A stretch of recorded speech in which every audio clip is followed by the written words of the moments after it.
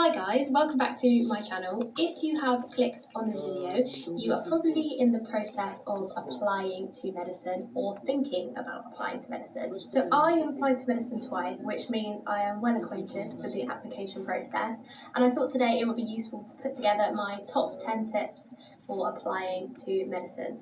I basically just wanted to summarise my best advice that I can give as someone who's been through this process more than once. So hopefully you find this video useful. If you're new here, my name is Lydia and I am starting medicine in September. You can follow me on my Instagram at Lydia Martin Medic, where I'm going to be documenting my journey, and also please subscribe to my YouTube channel as I'm going to be making lots of videos over the coming weeks about applying to medicine. Okay, so tip number 1 is to plan ahead.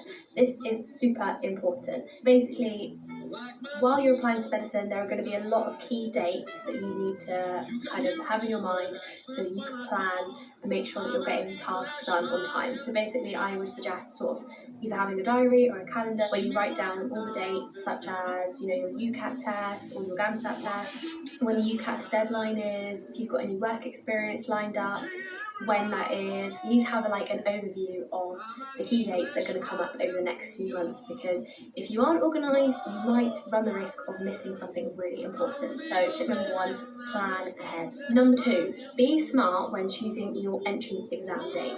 This is something I did very wrong the first time I sat my UCAT exam. I picked my test date after a holiday, and this meant that I wasn't able to perform as well because I didn't get enough time to revise. Nobody is to blame but myself for that one, but just be wise when picking your test date, especially this year because of coronavirus. With UCAT they suggest just picking a date as early as possible and sticking to it, so they don't recommend that you change your date this year. I know when I said it last year, I was able to change my date if I wasn't feeling ready for it on the day, but this year they recommend that you don't. So basically, be smart when choosing your date, make sure it's not one that you're going to have to change unless it's absolutely urgent that you do. Tip number 3 is research.